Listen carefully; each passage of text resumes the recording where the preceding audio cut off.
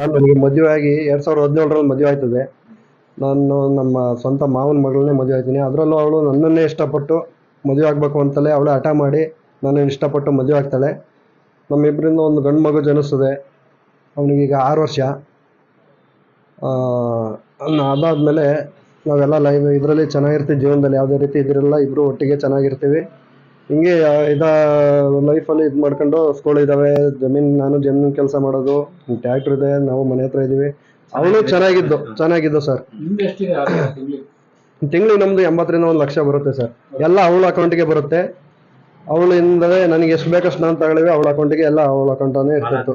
ಹಾಲಾಗ್ತಿದ್ದು sir 40-45 ಆಗ್ತೀವಿ sir ಒಂದು ಟೈಮಿಗೆ. 90 ಲೀಟರ್ವರೆಗೂ ಒಂದು ದಿನಕ್ಕೆ ಆಗ್ತೀವಿ ಸರ್. ಸ್ಕೂಲ್ ಇದಾವೆ, ಎಲ್ಲ ಇದಾವೆ. ಸಂಸಾರಕ್ಕೆ ಯಾವುದೇ ರೀತಿ ತೊಂದರೆ ಇಲ್ಲ ಸರ್. ಸ್ವಂತ ಮಾವನ ಮಗಳಯ್ಯ, ಚೆನ್ನಾಗಿ ನೋಡ್ಕೋಬೇಕು ಅಂತಲೇ ಹಠ ಮಾಡ್ಕೊಂಡು ಅವಳು ನನ್ನಾದ್ಲು, ನಾನು ಆಯ್ತು ಹಿಂಗೆ ಹಾಗೆ ಆಯ್ತು ಚೆನ್ನಾಗಿರೋಣ ಅಂತ. ಇದಕ್ಕೂ ಮುಂಚೆ ಮದುವೆ ಆದ ಫಸ್ಟ್ ಒಂದು ವಾರದಲ್ಲೇ ಇವಳು ಒಂದು ಕೆಲಸ ಮಾಡಿದ್ಲು, ಏನೋ ಮೆಸೇಜ್ ಏನೋ ಮಾಡ್ತಿದ್ಲು, ಅದು ನನಗೆ ಗೊತ್ತಾಗ್ಬಿಡ್ತು. ಅವಾಗ ಏನು ಮಾಡಿದೆ, ನಾನು ಮೊಬೈಲ್ನ ಹೊಡೆದಾಕ್ಬಿಟ್ಟು ಯಾರು ಇವನು ಅವನಿಗೆಲ್ಲ ಫೋನ್ ಮಾಡಿ ಎಲ್ಲ ಇದು ಮಾಡಿದೆ.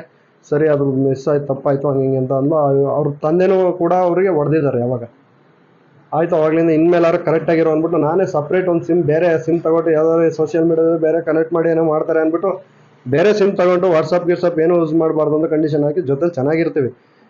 ಚೆನ್ನಾಗಿದ್ದು 2026ವರೆಗೂ ಚೆನ್ನಾಗಿರ್ತೀವಿ ಸರ್. ಈಗ ಒಂದು 15 ಡೇಸಲ್ಲಿ ಈ ಥರ ಮೋಸ ಮಾಡೋಗಿದ್ದಾಳೆ. ಯಾವ ಥರ ಅಂದರೆ, ಗುರುವಾರ ಹಾಸ್ಪಿಟ್ಲಿಗೆ ಹೋಗ್ತೀನಿ ಅಂತ ಹೋಗಿದ್ಲು ಸರ್. 2ನೇ ತಾರೀಕು ಗುರುವಾರ. ಅದಕ್ಕೂ ಮುಂಚೆ ಅವಳಿಗೆ ಸ್ವಲ್ಪ ಲೋ BP ಇದಿದೆ ಅಂತ, ಬಿಳಿ ರಕ್ತ ಕಣ ಕಮ್ಮಿ ಇದೆ ಅಂತ ಭಾಳ ವೀಕ್ ಆಗಿದ್ಲು. ಹಂಗಾಗಿ ನಾನು ಟ್ರೀಟ್ಮೆಂಟ್ ಕೊಡ್ಸೋಣ ಅಂತ ಹಾಸ್ಪಿಟ್ಲಿಗೆಲ್ಲ ಅದೆಲ್ಲ ರಿಪೋರ್ಟ್ಸ್ ಇವೆ. ಅದಾದಮೇಲೆ ಈ ಥರ 2ನೇ ತಾರೀಕು ಹಾಸ್ಪಿಟ್ಲಿಗೆ ಹೋಗ್ತೇನೆ, ಸರಿ ಹೋಗು ಅಂತ ಕಳಿಸ್ತೀನಿ. ಅದಾದಮೇಲೆ ಅಲ್ಲಿಂದ ಹೋಗ್ಬಿಟ್ಟು ಅವಳು ಟ್ರೀಟ್ಮೆಂಟ್ ಎಲ್ಲ ಅಂತ ಆತಾಳೆ. ಸ್ವಲ್ಪ ಲೇಟ್ ಆಯಿತು ಬರೋದು, ಫ್ರೆಂಡ್ ಮೇಲೆ ಉಳ್ಕೊತೀನಿ ಅಂತ ಬೇರೆ ಫ್ರೆಂಡ್ ಹೆಸರು ಉಪಯೋಗಿಸೋಳು. ಅವಳು ನನಗೆ ಗೊತ್ತಿರಲ್ಲ, ಆದರೆ ಅವಳು ಇಲ್ಲಿ ಎಂಟ್ರಿ ಇಲ್ಲ. ಅವಳು ಬದಲಿಗೆ ಅವಳ ಹೆಸರು ಮಾತ್ರ ಬೇರೆ ಎಂಟ್ರಿ ಇದ್ರಾಳೆ. ಫೋನ್ ಬೇರೆ ಮಾಡ್ತಾರೆ. ಫೋನು ನಾನು ಇವಳಿಗೆ ಮಾಡಿದಾಗ ಅವಳು ಕೈಲಿ ಕೊಡೋದು. ನಾನು ಮನುಜ ಅಂತ ಅವಳು ಮಾತಾಡ್ತಾಳೆ. ಆದ್ರೆ ಮನುಜ ಅವಳು ಹೆಸರು ಮಾತ್ರ, ಅವ್ರ ಲೇಡಿ ಬೇರೆ. ಆಯ್ತು, ಆ ಥರ ಮಾತಾಡಿ ಉಳ್ಕೊತಾಳೆ. ಆಯ್ತು, ಬೆಳಗ್ಗೆ ಇದು ಮಾಡ್ಕೊಂಬರ್ತೀವಿ. ಪಾಪುಗೆ ಹುಷಾರಿನಿಲ್ವಲ್ಲ, ಯಾರ ಪಾಪುಗೆ ಅಂದ್ರೆ ಮನುಜ ಪಾಪುಗೆ ಅಂತ ಹುಷಾರಿನಿಲ್ಲ, ಇದಕ್ಕೆ ಕರ್ಕೊಂಡು ಹೋಗ್ತೀವಿ, ಕಡೂರಿಗೆ ಹೋಗಿ ಬರ್ತೀವಿ ಅಂತಾರೆ. ನಾವು ಹೆಂಗೋ ಪಾಪು ಅಲ್ವಾ ಅನ್ಕೊಂಡು ನನಗೂ ಮನಸ್ಸಿಗೆ ಬೇಜಾರಾಗಿ ಆಯ್ತು ಕರ್ಕೊಂಡು ಹೋಗಿ ಬರಮ್ಮ, ಒಟ್ಟಿಗೆ ಹೋಗ್ಬಿಟ್ಟು ಬನ್ನಿ ಅಂತ ಹೇಳ್ತೀನಿ. ಫ್ಯಾಮಿಲಿ ಎಲ್ಲ ಹೋಗ್ತಿದ್ವಿ ಅಂತಾರೆ. ಆಯ್ತು ಹೋಗಿ ಬನ್ನಿ ಅಂತೀವಿ. ಅವತ್ತು ಲೇಟ್ ಆಗುತ್ತೆ ಸರ್, 8 ಗಂಟೆ ಆಗುತ್ತೆ ಬರೋದು.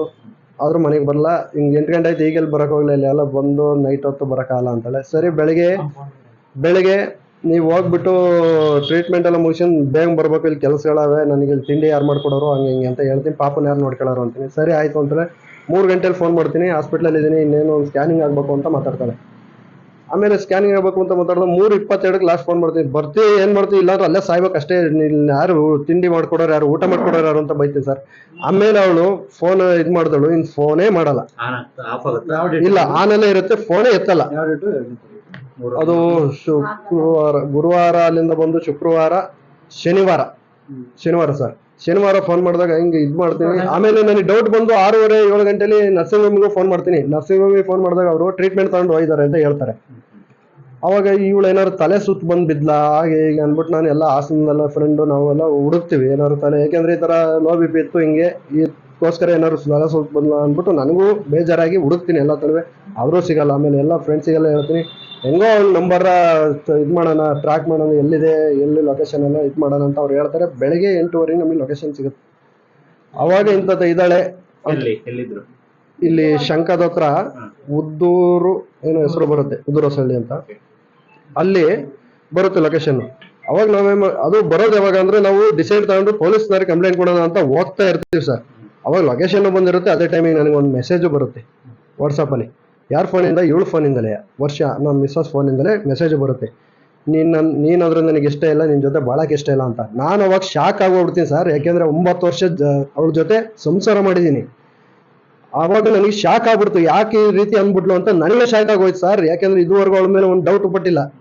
ಆ ಥರ ನನ್ನ ಜೊತೆ ಇದ್ಲು, ಮಾನಸಿಕವಾಗ್ಲಿ ದೈಹಿಕವಾಗ್ಲಿ ಎಲ್ಲಾ ರೀತಿನೂ ಚೆನ್ನಾಗಿದ್ಲು. ನಿಮಗೂ ಏನು ಡೌಟ್ ಇರಲಿಲ್ಲ? ನನಗೂ ಡೌಟ್ ಇರಲಿಲ್ಲ ಅವ್ರ ಬಗ್ಗೆ, ಯಾಕೆಂದ್ರೆ ಆ ಥರ ಇದ್ಲು ಜೊತೆಲೆ. ಈ ಮಲಗೋದು ಜೊತೆಲೆ ಎಲ್ಲ ಒಟ್ಟಿಗೆ, ಪಾಪು ನಾನು ಅವರೆಲ್ಲ ಒಟ್ಟಿಗೆ ಮಲಗಿದ್ದು, ಎಲ್ಲ ಜೊತೆಲೆ ಚೆನ್ನಾಗೇ ಇದ್ದು. ಅವಾಗ ಶಾಕ್ ಆಯ್ತು ಸರ್. ಆಮೇಲೆ ಏನು ಮಾಡಿದೆ, ಈ ಕಂಪ್ಲೇಂಟ್ ಕೊಟ್ಟರು ಸರ್, ಅಲ್ಲಿ ಇವಳು ಈ ಥರ ಅಂತ ಅವಳ ನೋಡೋಣ ಎಲ್ಲ ಇದ್ದಾಳೆ ಕೇಳಬಿಡೋಣ ಅಂದ್ಬಿಟ್ಟು ಇದು ಮಾಡ್ತೀನಿ ಸರ್. ಕಾಲ್ ಪಿಕ್ ಮಾಡಲ್ಲ. ಮತ್ತೆ ವಾಟ್ಸಪ್ಪಲ್ಲೇ ಕಾಲ್ ವಾಯ್ಸ್ ಇದು ಮಾಡ್ತಾನೆ ಸರ್. ಅವೆಲ್ಲ ರೆಕಾರ್ಡ್ಸ್ ಇದೆ, ಕಳಿಸ್ತೀನಿ, ನಿಮ್ಮ ಹತ್ರನೂ ಇದೆ, ಕಳಿಸ್ತೀನಿ. ಅದಾಯಿತು. ಅದಾದಮೇಲೆ ನಾವು ಲೊಕೇಶನ್ ಹುಡ್ಕೊಂಡು ಬರ್ತೀವಿ ಸರ್, ಇಲ್ಲಿ ಕುಪ್ಪಳ್ಳಿ ಅಂತ, ಶಂಗ ಉದ್ದೂರು ಹತ್ರ. ಅಲ್ಲಿಗೆ ಬಂದಾಗ ಹುಡುಕ್ತೀವಿ ಸರ್. ಎಲ್ಲೂ ಎಲ್ಲ ನಮ್ಮ ಆಂಟಿ, ನಮ್ಮ ಅಮ್ಮ, ನಮ್ಮ ಮಾವ, ಹುಡುಗಿ ತಂದೆ ಅವರು ಹುಡುಕ್ತಾರೆ, ಎಲ್ಲ ಹುಡುಕ್ತೀವಿ. ಪಾಪನೂ ಕರ್ಕೊಂಬಂದಿರ್ತೀನಿ. ಅವಾಗೊಂದು ನೀನು ಅವಳು ಅಲ್ಲಿವರೆಗೂ ಬೆಂಗಳೂರಲ್ಲಿ ಇದ್ದೀನಿ, ನಾನು ಬೆಂಗಳೂರಲ್ಲಿ ಇದ್ದೀನಿ, ನಾಳೆ ಬಂದು ಗೌರವ ಸ್ಟೇಷನಲ್ಲಿ ಮಾತಾಡ್ತೀನಿ ಅಂತ ಹೇಳ್ತಿರ್ತಾಳೆ. ಅವಾಗ ನಾನಿದ್ದನು ಈ ಪಾಪನ್ನ ಇಲ್ಲೇ ಬಿಟ್ಟು ಹೋಗ್ತೀನಿ, ನೀನು ಬಂದ್ರೆ ಸರಿ, ನೀನು ಬಂದು ಇರೋ ಲೊಕೇಶನ್ ಎಲ್ಲ ನನಗೆ ಗೊತ್ತು, ಹಂಗೆ ಹಿಂಗೆ ಅಂತ ಪಾಪನ ಕೈಲೂ ಮಾತಾಡ್ತೀನಿ ಸರ್. ಅದು ಆಡಿಯೋ ಇದೆ, ಅವನು ಮಾತಾಡ್ತಾನೆ. ನಾವು ಇಬ್ಬರಿಗೂ ಬೇಡವಾ, ನೀನು ಬಾರಮ್ಮ ಕರ್ಕೊ ಹೋಗು ಅಂತ ಎಲ್ಲ ಮಾತಾಡ್ತಾನೆ ಸರ್. ಆದರೂ ಅವಳು ಮನ್ಸು ಕರಗಲ್ಲ. ಅದಾದ್ಮೇಲೆ ಅವಳು ಏನು ಮಾಡ್ತಾಳೆ, ನೀವು ಸೀದಾ ರೂರಲ್ ಸ್ಟೇಷನಿಗೆ ಬನ್ನಿ ಅಂತ ಕಾಲ್ ಮಾಡ್ತಾರೆ. ಅಲ್ಲಿ ಒಬ್ರು ಲಾಯರ್ನ ಬುಕ್ ಮಾಡ್ಕೊಂಡ್ ಬಂದಿರ್ತಾರೆ ಸರ್. ಅವರು ಲಾಯರ್ನ ಬುಕ್ ಮಾಡ್ಕೊಂಡು ಅಲ್ಲಿ ಕರ್ಕೊಂಬಂದಿದ್ದಾರೆ. ಆಮೇಲೆ ರೂರಲ್ ಸ್ಟೇಷನ್ ಎಲ್ಲಾ ರೀತಿನೂ ಇನ್ಸ್ಪೆಕ್ಟರ್ ಸಮೇತ ಹೇಳ್ತಾರೆ, ಹೋಗಮ್ಮ, ಇಂಥ ಗಂಡನ ಯಾಕೆ ಬಿಡ್ತೀಯಾ, ಪಾಪ ನೋಡಿ ಚಿನ್ನಂಗಿದೆ, ಹೋಗು ಅಂತಲೂ ಹೇಳ್ತಾರೆ. ಆದ್ರೂ ಅವಳು ಮನಸ್ಸು ಕರಗಲ್ಲ ಸರ್. ಆದ್ರೂ ಕೂತಿರ್ತಾಳೆ. ಆಮೇಲೆ ಸಪ್ರೇಟ್ ಕರ್ಕೊಂಡು ಹೋಗಿ ಮಾತಾಡಿ ಅಂತಾರೆ. ನಮ್ಮ ಫ್ರೆಂಡ್, ಅವಳು ಫ್ರೆಂಡ್ನೇ ಕಳಿಸ್ತೀನಿ ಸರ್. ಅವಳು ಇನ್ನೇನು ಬಾಯಿ ಬಿಡಿಸಿ ಏನಾರು ತೊಂದರೆ, ಯಾರು ಈ ಥರ ಇದೆಯಾ, ಬ್ಲಾಕ್ ಮೇಲ್ ಏನಾರು ಮಾಡ್ತಾರೋ ಅಂತ ಎಲ್ಲ ಕೇಳ್ತಾ ಇರ್ತಾಳೆ. ಅಷ್ಟೊತ್ತಿಗೆ ಅವಳು ಏನೋ ಮಾತಾಡ್ಬೇಕು. ಅಷ್ಟೊತ್ತಿಗೆ ಲಾಯರ್ ಬಂದು ಮತ್ತೆ ಕರೀತಾರೆ, ಬಾರಮ್ಮ, ನೀನು ಎಷ್ಟು ಚರ್ಚೆ ಮಾಡ್ತೀವಿ, ಎಷ್ಟೊತ್ತಿದ್ರು ಅದೇ ಬಾರಮ್ಮ ಅಂತ. ಅವರು ಮೋಸ್ಟ್ಲಿ ಅವರು ಈ ಥರ ಇದು ಇನ್ವಾಲ್ವ್ ಆಗಿದ್ದಾರೆ. ಹಂಗೆಲ್ಲ ಮಾಡಿದ್ಮೇಲೆ ಇನ್ಸ್ಪೆಕ್ಟರ್ ಇದಾಗಲ್ಲ, ನಿಮ್ಮ ಸ್ಟೇಷನ್ಗೆ ಕರ್ಕೊಂಡು ಹೋಗಿ, ಗೌರವ ಸ್ಟೇಷನ್ಗೆ ಹೋಗಿ ಅಂತಾರೆ. ಅವಾಗ ನಾವು ಆಯ್ತು ಸ್ಟೇಷನ್ಗೆ ಕರ್ಕೊತೀವಿ ಬಿಡಿ ಸರ್, ಇನ್ನೆಲ್ಲಿ ಕಳಿಸ್ತೀರಾ ಅನ್ನೋದಕ್ಕೆ, ಇಲ್ಲ ನಮ್ಮ ಜವಾಬ್ದಾರಿ ಅಂದ್ಬಿಟ್ಟು ಲಾಯರ್ ಬೈಕಲ್ಲಿ ಖುದ್ದಾಗಿ ಲಾಯರೇ ಕರ್ಕೊಂಡು ಹೋಗ್ತಾರೆ ಸರ್. ಬೈಕಲ್ಲಿ ಕರ್ಕೊಂಡು, ಆ ವಿಡಿಯೋನು ಇದೆ, ಲಾಯರ್ ಬೈಕ್ ನಂಬರ್ ಇದೆ, ಎಲ್ಲ ವಿಡಿಯೋದಲ್ಲೇ ಇದೆ. ಅದನ್ನ ಕರ್ಕೊಂಡು ಹೋಗ್ತಾರೆ ಅಲ್ಲಿಗೆ. ಸರಿ, ನಾವು ಇಮಿಡಿಯೇಟ್ಲಿ ಇಲ್ಲಿಂದ ಹಾಸನದಿಂದ ರೂರಲ್ ಸ್ಟೇಷನಿಂದ ಗೊರೂರಿಗೆ ಕಂಪ್ಲೇಂಟ್ ಕೊಡ್ತೀವಿ ಸರ್. ಗೊರೂರಿಗೆ ಕಂಪ್ಲೇಂಟ್ ಕೊಟ್ಟಾಗ ಅವ್ರು ಕಂಪ್ಲೇಂಟ್ ತಗೋತಾರೆ. ಬೆಳಿಗ್ಗೆ ಬನ್ನಿ, ಬೆಳಿಗ್ಗೆ ಕಾಲ್ ಮಾಡಿ ಎಲ್ಲ ವಿಚಾರಿಸ್ತೀವಿ ಅಂತಾರೆ. ಬೆಳಿಗ್ಗೆ ಅವರಿಗೆ ಕಾಲ್ ಮಾಡ್ತಾರೆ. ಅವಳು ಬೆಳಿಗ್ಗೆ ಕಾಲ್ ಮಾಡಿದಾಗ ಅವಳು ಒಂದ್ಸಲಿ, ಆಯ್ತು ಸರ್ ಬರ್ತೀನಿ, ನನಗೆ ಬೇಕು, ಬರ್ತೀನಿ ಅಂತಾಳೆ. ಇನ್ನು ಸ್ವಲ್ಪ ಹೊತ್ತು ಬಿಟ್ಟು ಮಾಡಿದಾಗ ನಾವಿರ್ಲಿಲ್ಲ, ಅವರೇ ಹೇಳಿದ್ದು, ಯಾರು ವೆಂಕಟೇಶ್ ಸರ್ ಅಂತ, ಅವರೇ ಮಾತಾಡ್ತಾರೆ. ಅವಾಗ ಅವಳು ಇದ್ದವಳು ಬರಕಾಲ ಸರ್ ಅಂತ, ನಾವು ಬರಕಾಲ, ನಾನು ಬೇಕಷ್ಟು, ನಾವು ಕೋರ್ಟಲ್ಲಿ ನೋಡ್ಕೊತೀವಿ ಅಂತ ಆ ಥರ ಹೇಳ್ತಾಳೆ ಸರ್ ಅವ್ರಿಗೆ. ಆಮೇಲೆ ಫೋನ್ ಸ್ವಿಚ್ ಆಫ್ ಮಾಡ್ಕೊಬಿಡ್ತಾಳೆ. ಆಮೇಲೆ ನಾವು ವೆಂಕಟೇಶ್ ಸರ್ ಕೇಳಿದಾಗ, ಅವ್ರು ಬರಲ್ಲ ಬಿಡೆ, ಅವ್ರು ಬಿಟ್ಟಾಕು, ಹಂಗೆ ಅಂತಾರೆ. ಹೆಂಗ್ ಸರ್ ಬಿಟ್ಟಾಕಾಗುತ್ತೆ? 9 ವರ್ಷ ಜೊತೆಲಿದ್ದರು, ಸಂಸಾರ ಮಾಡಿ, ಒಂದು ಮಗುಗೋಸ್ಕರ ಯಾಕಿದು ಈ ಥರ ಮಾಡ್ಕೊಂಡು, ಅದೇನು ಐತೆ ನಮಗೆ ನಿಜಾಂಶ ತಿಳಿಬೇಕು, ಅದಕ್ಕೋಸ್ಕರ ಬಿಡಲ್ಲ ಅಂತಲೇ ಹಠ ಮಾಡಿ ನಾನು ಒಂದು 12:30ವರೆಗೂ ವೆಯ್ಟ್ ಮಾಡ್ತೀವಿ. ಸಬ್ ಇನ್ಸ್ಪೆಕ್ಟರ್ ಬರ್ತಾರೆ. ಸಬ್ ಇನ್ಸ್ಪೆಕ್ಟರ್ ಬಂದು ಏನ್ ತೊಂದರೆ ಎಲ್ಲ ವಿಚಾರಿಸಿದಾಗ ಹಿಂಗೆ ಅಂತ ಹೇಳ್ತೀವಿ. ಅವಳ ನಂಬರ್ ಕೊಡ್ತೀವಿ, ಅವಳ ಫೋನ್ ಸ್ವಿಚ್ ಆಫ್ ಆಗಿರುತ್ತೆ. ಆಮೇಲೆ ಲಾಯರ್ ವಿಡಿಯೋ ತೋರಿಸಿ, ಇನ್ಸ್ಪೆಕ್ಟರ್ ತೋರಿಸಿ, ಅವರು ಹೆಂಗೋ ನಂಬರ್ ಕಲೆಕ್ಟ್ ಮಾಡಿ ಲಾಯರ್ಗೆ ಕಾಲ್ ಮಾಡಿ ಕೇಳಿದಾಗ, ಲಾಯರ್ ಆಯ್ತು ಸರ್, ನಿಮ್ಮ ಸೆಕ್ಯೂರಿಟಿ ಮೇಲೆ ಕರ್ಕೊಂಡ್ಬರ್ತೀನಿ ಅಂತ ಹೇಳ್ತಾರೆ. ಅಲ್ಲಿಂದ ಅವರು 4 ಜನ ಲಾಯರ್ ಬರ್ತಾರೆ ಸರ್ ಕಾರಲ್ಲಿ, ಅವಳು ಕೂರಿಸ್ಕೊಂಡು 4 ಜನ ಬರ್ತಾರೆ. ಬಂದು ಅವಳಲ್ಲಿ ಕೇಳಿದಾಗ, ಹಿಂಗೆ ಏನಮ್ಮ ಹೋಗ್ತೀಯ ಇಲ್ವಾ, ಹಂಗೆ ಅಂತ ಕೇಳ್ತಾರೆ. ಅವಾಗಿಲ್ಲ, ಹೋಗಲ್ಲ ಅಂತಾರೆ. ಅವಳು ಮದುವೆ ಆಗಿರೋದು ಒಂದು ವಿಡಿಯೋ ಅಷ್ಟೊತ್ತಿಗಾಗಲೇ ನಮಗೆ ಸಿಕ್ಬಿಡುತ್ತೆ, ಯಾರ ಕಡೆಯಿಂದ, ಫ್ರೆಂಡ್ ಕಡೆಯಿಂದ ಸಿಗುತ್ತೆ. ಕಾರಲ್ಲಿ ಮದುವೆ ಆಗಿರ್ತಾರೆ, ಒಂದು ವಿಡಿಯೋ ಬರುತ್ತೆ. ಅದು ಆದಷ್ಟು ತಾಲಿ ಕಟ್ಟಿರೋದು ಒಂದು ವಿಡಿಯೋ ಇದೆ ಸರ್. ಅವಳು ಅವನೇ ಸಚಿನ್ ಶೆಟ್ಟಿ ಅಂತ, ಅದು ಹೇಳ್ತೀನಿ ಯಾರ ಹೆಸರು ಫುಲ್ ಡೀಟೇಲ್ ಎಲ್ಲ. ಅವನು ಸಚಿನ್ ಶೆಟ್ಟಿ ಅಂತ ಈಗೆಲ್ಲ ನಮ್ಗೆ ಗೊತ್ತಾಗಿದೆ. ಕಾರಲ್ಲಿ ತಾಲಿ ಕಟ್ಟಿದ್ದಾನೆ, ಅದು ವಿಡಿಯೋ ಇದೆ, ಕಳಿಸಿದ್ದೀನಿ. ಅದಾದ್ಮೇಲೆ ಅವಳು ಈ ಥರ ಈ ಫೋಟೋ ಸಪ್ರೇಟ್ ಕೂರಿಸ್ಕೊಂಡು ವಿಡಿಯೋನು ತೋರಿಸ್ತಾರೆ ಅವಳಿಗೆ, ಯಾಕಮ್ಮ ಹಿಂಗೆ ಮಾಡಿದ್ಯಾ ಅಂತವ, ಇದಾಗಲ್ವಾ, ಅಫೆನ್ಸ್ ಅಲ್ವಾ, ಹಾಗೆ ಹೀಗೆ ಅಂತವ. ಆದ್ರೂ ಅವಳು ಮನ್ಸು ಕರಗಲ್ಲ. ಅವಾಗ್ಲೂ ಏನು ಹೇಳ್ತಾಳೆ, ಹಿಂಗೆ ಇಲ್ಲ, ನಾನು ಡಿವೋರ್ಸ್ ಬೇಕು ಅಷ್ಟೇ. ಗಂಡ ಹೊಡಿತಾನ? ಇಲ್ಲ. ಏನು ಹೇಳಲ್ಲ. ಗಂಡ ಏನಾದ್ರು ಡಿಸ್ ಮಾಡ್ಕೊಂಡು ಹೊಡಿತಾನ? ಇಲ್ಲ. ಆ ಥರ ಹೇಳ್ತಾಳೆ, ಏನು ಮಾತಾಡಲ್ಲ, ಬರೀ ಇದೆ ಬೇಕು. ಪಾಪನ ಬುಟ್ಟುಗಳು ತೋರಿಸ್ತೀವಿ ಸರ್, ಆದ್ರೂ ಅವಳು ಅವನು ಮುಟ್ಟು ನೋಡಲ್ಲ ಅವಳು. ಅದಾದ್ಮೇಲೆ ಹಿಂಗಂತ ಹೇಳ್ತಾಳೆ, ನಾನು ಹೋದ್ರೆ ಅಲ್ಲೇ ಇದಕ್ಕೆ ಹೋಗೋದು, ಇನ್ನೊಂದು ಬರಲ್ಲ. ಆಮೇಲೆ ಅಪ್ಪನ ಜೊತೆ ಹೋಗ್ತೀಯ ಅಂದ್ರೆ ಇಲ್ಲ, ಗಂಡನ ಜೊತೆ ಹೋಗಿಲ್ಲ, ನಾನು ಬರೋದೇ ಇಲ್ಲ, ಅಲ್ಲೇ ಬಿಡು ಅಂತಲೇ ಹೇಳ್ತೀನಿ ಸರ್ ಅವಳಿಗೆ. ಅವಳು ಮಾತಾಡಿದಾಳೆ, ರೆಕಾರ್ಡ್ಸ್ ಇದೆ, ಹಿಂಗೆ ಮಾತಾಡಿ ಬರೋದೇ ಇಲ್ಲ, ನಾನು ಕರ್ಕೊಂಡು ಹೋಗಕ್ಕೆ ಬರಲ್ಲ. ನಾವು ಊರಲ್ಲಿ ಇಷ್ಟು ಸಪೋರ್ಟ್ ಮಾಡಿ 100 ಜನ ನನಗೋಸ್ಕರ ಬಂದಿರ್ತಾರೆ ಸರ್ ಮುಕುಂದೂರಿಂದ. ಏಕೆಂದರೆ ನನ್ನ ಮೇಲೆ ಅವ್ರಿಗೆ ಅಷ್ಟು ನಂಬಿಕೆ, ಅದಕ್ಕೋಸ್ಕರ ಅಷ್ಟು ಜನ ಬಂದವ್ರೆ. ಅವ್ರಿಗೋಸ್ಕರ ನಾನು ಈಗಲೂ ಅಷ್ಟೇ ಚಿರಋಣಿಯಾಗಿರ್ತೀನಿ. ಅಂಥದ್ರಲ್ಲಿ ಇವಳು ಅವ್ರ ಮಾತಿಗೆಲ್ಲ ಬೆಲೆ ಕೊಡ್ದಂಗೆ, ಮತ್ತು ಅಲ್ಲಿ ಹೋದ್ಮೇಲೆ ಅಲ್ಲೇ ಎದ್ಬಿಡ್ಲಿ, ಸತ್ಬಿಡ್ಲಿ ಅಂತ ನಾವು ಸುಮ್ಮನಿರ್ತೀವಿ. ಅವ್ರ ಅಪ್ಪನೂ ಅಲ್ಲೇ ಎದ್ಬಿಡ್ಲಿ, ಬರೋದೇ ಬೇಡ, ಅಲ್ಲೇ ಸಾಯ್ಲಿ ಬಿಡ್ರಿ ಅಂತಾರೆ. ಆದರೆ ಅವಳು ಈ ಥರ ಹಿಂಗೆ, ದಯವಿಟ್ಟು ನಮ್ಗೆ ಕರ್ಕೊಂಡು ಹೋಗಿ ಕಾಲಿ ಬೀಳ್ತೀನಿ, ಪಾಪನ ಮಕ ನೋಡ್ಕೊಂಡು ಜೀವನ ಮಾಡ್ತೀನಿ, ನನಗೆ ಯಾವ ಇದು ಬೇಡ, ನಿಮಗೆ ಎಲ್ಲಿಗೆ ಹೇಳ್ತೀರ ಅಲ್ಲಿ ಸೈನ್ ಹಾಕ್ಕೊಡ್ತೀನಿ, ಇನ್ಸ್ಪೆಕ್ಟ್ರು ಕೈಲೂ ಮಾತಾಡ್ತೀನಿ, ನನಗೆ ಈ ಥರ ಬ್ಲ್ಯಾಕ್ ಮೇಲ್ ಮಾಡ್ತಿದ್ದಾನೆ, ಅವನು ವಿಡಿಯೋಸ್ ಇಟ್ಕೊಂಡು, ಯಾರು ಸಚಿನ್ ಶೆಟ್ಟಿ ಈ ಥರ ವಿಡಿಯೋಸ್ ಇಟ್ಕೊಂಡು ಬ್ಲ್ಯಾಕ್ ಮೇಲ್ ಮಾಡ್ತಿದ್ದಾನೆ ಅಂತಲೂ ಹೇಳ್ತಾಳೆ. ಅದನ್ನು ಫೋನಲ್ಲಿ ನನ್ನ ಜೊತೆ ಹೇಳ್ತಾಳೆ. ಅದು ಫೋನ್ ಮಾಡಿ, ಮೇಡಮ್ ಅವರು ಅದೇ ಇಲ್ಲಿ ಗಾರ್ಡು ಮಹಿಳಾ ಸಂತಾನ ಕೇಂದ್ರದಿಂದ ಫೋನ್ ಮಾಡ್ಕೊಟ್ಟಾಗ ಬೇರೆಯವ್ರ ಕೈಲೆಲ್ಲ ಫೋನ್ ಮಾಡ್ಕೊಡಲ್ಲ ಅಂತಾರೆ ಅವರು. ಆದ್ರೂ ಒಂದಿನ ಮಿಸ್ ಆಗಿ ಅವನು ಬಂದು ಇಲ್ಲಿ ಮಾತಾಡಿದ್ದಾನೆ ಕಿಟಕಿ ಸೈಡ್. ಅದನ್ನು ಅವರು ಮೇಡಮ್ ಅವ್ರು ನನ್ನ ಹತ್ರ ಹೇಳಿದ್ರು, ಕಾಲ್ ಮಾಡಿದಾಗ ಹೇಳ್ತಾರೆ, ಹಿಂಗ್ ಬಂದಿದ್ದ ಗಂಡ ಅನ್ಕೊಂಡು ನಾನಿರ್ಲಿಲ್ಲ, ಗಂಡ ಅನ್ಕೊಂಡು ಅವನ ಜೊತೆ ಮಾತಾಡ್ಬಿಟ್ಟವನೆ, ಅಷ್ಟೊತ್ತಿಗೆ ನಾನು ಬೈದ್ಬಿಟ್ಟು ಕಳಿಸ್ಬಿಟ್ಟೆ ಅವನ್ನ ಅಂತ ಹೇಳ್ತಾರೆ. ಅವಾಗ ನಾನು ಹಿಂಗ್ ಬಂದಿದ್ನಲ್ಲ ಹಂಗೆ ಹಿಂಗೆ ಏನೋ ಹೊತ್ತಿಗೆ, ಓ ಹಿಂಗ್ ಬಂದಿದ್ರು ಬಿಡ್ಸಕ್ಕಾಗಲ್ಲ ಅಂತ ಹೇಳೋದ್ರು. ಅದಕ್ಕೆ ನಿಮ್ ಕಾಲಿಗೆ ಬೀಳ್ತೀನಿ, ಈ ತರ ನಮ್ ಬಿಡಿಸಿ ನಿನ್ ಜೀವನದಲ್ಲಿ ಏನೋ ತಪ್ಪು ಮಾಡಲ್ಲ, ಹಿಂಗ್ ಜೊತೆಗಿರ್ತೀನಿ, ಜೊತೆಗೆ ಇದು ಮಾಡ್ಕೊಂಡು ಸಂಸಾರ ಮಾಡ್ಕೊಂಡು ಹೋಗ್ತೀನಿ, ಪಾಪನ ಮುಖ ನೋಡ್ಕೊಂಡಾರ ಬರ್ತೀನಿ ಅಂತಲೇ. ಆದ್ರೂ ನಮ್ಮ ಮನ್ಸು ಕರ್ಗಲ್ಲ ಸರ್, ಸುಮ್ಮನಿರ್ತೀನಿ. ಕೊನೆಗೆ ನಮ್ಮ ಅಣ್ಣ ಅವ್ರನ್ನ ಕಳಿಸ್ತೀನಿ. ನೋಡಿ ಸಂಜೆ ಮೇಲೆ ಮತ್ತೆ ಕಾಲ್ ಬರುತ್ತೆ ಒಂದು 3:30 ಹಂಗೆ. ಅವಾಗ ಈ ತರ ಬ್ಲೀಡಿಂಗ್ ಹೋಗ್ತದೆ ಎಲ್ಲ ಫೋಟೋ ತೆಗೆದು ನಮ್ಮ ಅಣ್ಣ ಕಳಿಸ್ತೀನಿ ನೋಡಿ ಅಂತ. ಫೋಟೋ ತೆಗೆದು ನಮ್ಮ ಅಣ್ಣ ಕಳಿಸ್ತಾನೆ. ನನಗೆ ಮನ್ಸು ಒಂದು ಸ್ವಲ್ಪ ಬೇಜಾರಾಗ್ಬಿಡ್ತದೆ. ಒಂದು ಹೆಣ್ಮಗಿಗೆ ಈ ತರ ಯಾಕೆ ಶಿಕ್ಷೆ? ಬೇರೆ ತರ ಹೆಂಗಾರ ಇರಲಿ, ಅವಳಿಗೆ ಈ ತರ ಬ್ಲೀಡಿಂಗ್ ಹಾಸ್ಪಿಟ್ಲ್ ಪ್ರಾಬ್ಲಮ್ ಅನ್ನೋದು ಹೋಗಿ ಒಂದ್ಸಲಿ ತೋರಿಸ್ಬಿಟ್ಟು ಬರೋಣ ಅಂತ ಅವ್ರನ್ನೂ ಕೇಳ್ತೀವಿ.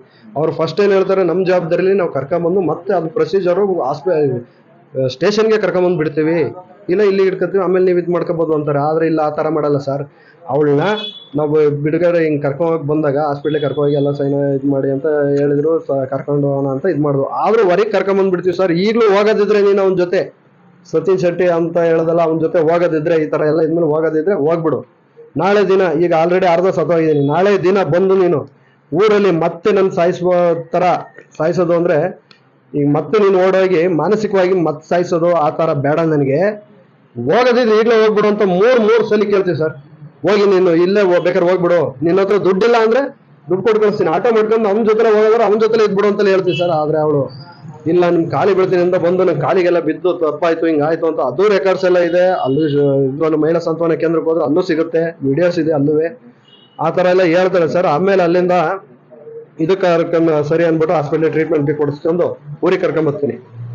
ಊರಲ್ಲಿ ಇವತ್ತು ನೈಟು ಇವಳು ಏನು ಊಟ ಮಾಡಿಲ್ಲ, ಇಲ್ಲಿ ಹಾಸನಲ್ಲಿ ಊಟ ಮಾಡ್ಕೊಂಡು ಕರ್ಕೊಯ್ತೀನಿ. ಊರು ಸುಸ್ತಾಯಿಲ್ಲ ಸರಿ ಮಲ್ಕೊಳಕ್ ಬಿಡ್ತೀನಿ. ಅವಾಗ ಏನು ಮಾತಾಡೋದಲ್ಲ ನಾವು.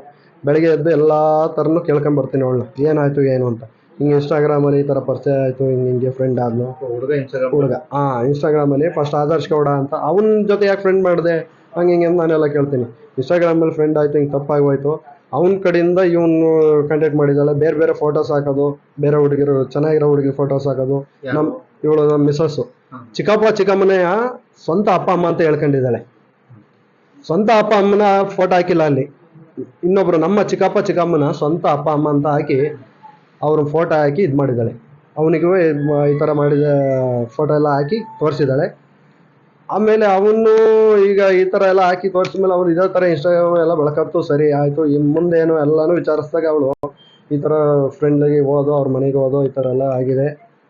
ನಾನು ವೀಡಿಯೋಸ್ ಎಲ್ಲ ಮಾಡ್ಕೊಂಡಿದ್ದೇನೆ, ಫೋಟೋಸ್ ಇದ್ದಾವೆ, ಅದನ್ನೆಲ್ಲ ಡಿಲೀಟ್ ಮಾಡಿಸ್ಬಿಡಿ. ಈ ನಾಳೆ ದಿನ ನಾವು ಇಲ್ಲಿ ಚೆನ್ನಾಗಿ ಬದುಕ್ತೀವಿ ಅಂದ್ರು ಜನಗಳು ಅವ್ನು ಪಬ್ಲಿಕ್ ಮಾಡ್ತೀನಿ ಅಂತ ಎದುರಿಸ್ಬಿಟ್ಟ, ಅದಕ್ಕೋಸ್ಕರ ತಾಲಿ ಕಟ್ಟಿಸ್ಕೊಂಡೆ ಅಂತಲೂ ಹೇಳ್ತಾಳೆ. ಇವ್ರು ಹೆಂಗೆ ಹೋಗಿದ್ದು ಹೆಂಗೆ ಸರ್ ಮತ್ತೆ? ಅದೇ ಸರ್, ಈಗ ಮನೆಗೆ ಬಂದಾಯ್ತು, ಹಿಂಗೆ ಉಳ್ಕೊಂಡ್ರು. ಮಾರನೇ ಬೆಳಗ್ಗೆ ನಾನು ಬ್ಯಾಂಕಿಗೆ ಕಾರ್ಲೆ ಬ್ಯಾಂಕಿಗೆ ಕರ್ಕೊಂಡೋಗಿ ಅಲ್ಲಿ ಅಕೌಂಟ್ ಎಲ್ಲ ಚೇಂಜ್ ಮಾಡಿಸ್ತೀನಿ, ನನಗೆ ಫೋನ್ಪೇ ಆಗಿ ಮಾಡ್ಕೊತೀನಿ. ಅದಾದ್ಮೇಲೆ ಮನೆಗೆ ಕರ್ಕೊಂಬಂದ್ಮೇಲೆ ನನ್ನ ಫೋನ್ ಲಾಕು ಇವಳು ಗೊತ್ತಾಗ್ಬಿಟ್ಟಿರುತ್ತೆ. ಆಮೇಲೆ ಲಾಕ್ ಚೇಂಜ್ ಮಾಡೋಣ ಅಂದ್ಬಿಟ್ಟು ಬೇರೆ ಲಾಕ್ ಎಲ್ಲ ಇಟ್ಟಿರ್ತೀನಿ. ನನ್ನ ಮಗ ಪಕ್ಕದಲ್ಲಿ ಮಲಗಿದಾಗ ಅವನು ಅಪ್ಪ ಲಾಕ್ ಗೊತ್ತಾಯ್ತು ಅಂತ ಹೇಳಿದ್ಬಿಡ್ತಾನೆ ಲಾಕ್ನಲ್ಲಿ. ಆಮೇಲೆ ಅಂತೂ ಮತ್ತೆ ಇನ್ನೊಂದು ಲಾಕ್ ಇಟ್ಟಿರ್ತೀನಿ ಸರ್. ಆ ಬೆಳಗಿನ ಜಾವ ನಾನು ಹಾಲು ಕರಿಯೋಕೆ ಅಂತ ಹೋಗ್ತೀನಿ, ಅವಾಗ ಸುಮಾರು ಸಲ ಟ್ರೈ ಮಾಡಿ ಇದು ಮಾಡಿರ್ತಾಳೆ. ಆಮೇಲೆ ಯಾಕೆ ಈ ಥರ 30 ಸೆಕೆಂಡ್ ತೋರಿಸಿದೆ ಅಂದ್ಬಿಟ್ಟು ಹೇಳ್ತೀನಿ, ಪಾಪ ಏನೋ ಟ್ರೈ ಮಾಡಬೇಕು ಅಂತ ಹೇಳ್ತಾಳೆ ಸರ್. ಅಲ್ಲೂ ಸುಳ್ಳು ಹೇಳಿದ್ಲು. ಅದಾದ್ಮೇಲೆ ಹಾಲು ಕರ್ಕೊಂಡು ಬರೋ ಹೊತ್ತಿಗೆ ಆಲ್ರೆಡಿ ಫೋನ್ ಮಾಡಿದ್ದಾಳೆ ಅವನಿಗೆ. ಫೋನ್ ಮಾಡಿ ಈ ಥರ ಅಂತ ಮಾತಾಡಿದ್ದಾಳೆ. ಆಮೇಲೆ ಮಿಡ್ ನೈಟ್ ಬಂದ್ಬಿಟ್ಟು ಅವನು ಅವಾಗ ಮೆಸೇಜ್ ಮಾಡಿದ್ದಾಳೆ 2 ಗಂಟೆ ರಾತ್ರಿ 12 ಗಂಟೆಲಿ. ಅವನು 2 ಗಂಟೆಲಿ ನನಗೆ ಸಖತ್ ನಿದ್ದೆ ಬಂದ್ಬಿಟ್ಟು ಸರ್.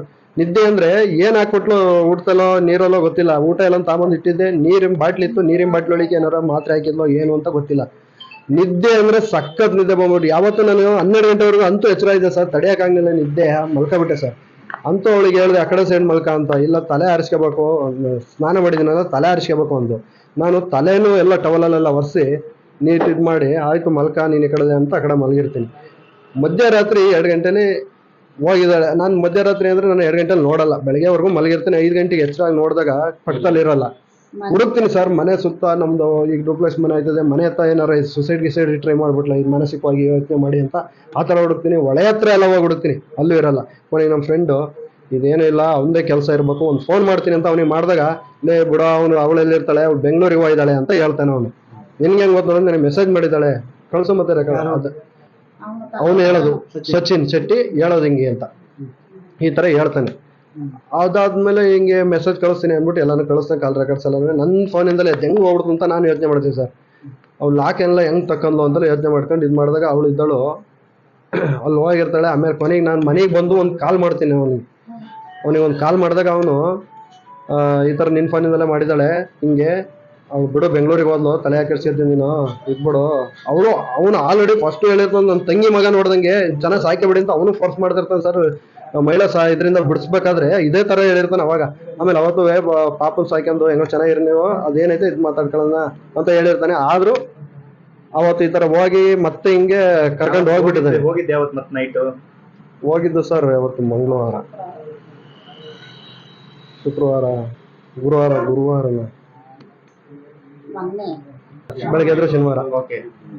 ಶನಿವಾರ ಸರ್. ಅವತ್ತು ಶನಿವಾರ ಬಂದಿಲ್ಲ, ನಾವು ಇದು ಮಾಡ್ತೀವಿ, ಹಾಫ್ ಡೇ ಆಗಿರ್ತವೆ. ಹಂಗಾಗಿ ಅಲ್ಲಿ ಹುಡುಕ್ತೀವಿ, ಇಲ್ಲೆಲ್ಲ ಕಂಪ್ಲೀಟ್. ಆಮೇಲೆ ಅಲ್ಲಿ ಅವಳು ಹೋಗಿರ್ತಾಳೆ. ಆಮೇಲೆ ನಾವು ಸೀದಾ ಇದಕ್ಕೆ ಹೋಗೋಣ ತೆಗಿ, ಮೀಡಿಯಾದ ಕಾಂಟ್ಯಾಕ್ಟ್ ಮಾಡತ್ತೆಗೆ ಇಲ್ಲಿ ಯಾರ ತಲೆ ನ್ಯಾಯ ಸಿಗ್ತಲ್ಲ ಸರ್. ಅದಕ್ಕಾಗಿ ಮೀಡಿಯಾ ಮುಖಾಂತರ ಇದು ಮಾಡೋಣ ಅಂತ ಬಂದು ಈಗ ಅವತ್ತು ಅದಾದ್ಮೇಲೆ ಸಂಪರ್ಕ ಸರ್. ಅಷ್ಟು ಬೇಜಾರಾಯ್ತು. ಅವಳನ್ನ ಯಾಕೆ ಮಾತಾಡ್ಲಿ ನಾ ಇಷ್ಟು ಮಾಡಿದ್ಮೇಲೆ ನಾನು ಪ್ರಯತ್ನ ಮಾಡಿ ಇಷ್ಟೆಲ್ಲ ಮಾಡಿದ್ರು ಸಾಯಿಸಿ ಹೋಗಿದ್ದಾಳೆ. ಇಷ್ಟೆಲ್ಲ ಮಾಡಿದ್ಮೇಲೆ ಮತ್ತೇನ್ ಮಾತಾಡೋದು ಅಂದ್ಬಿಟ್ಟು ನಾನು ಮಾತಾಡೋದು ಸರ್.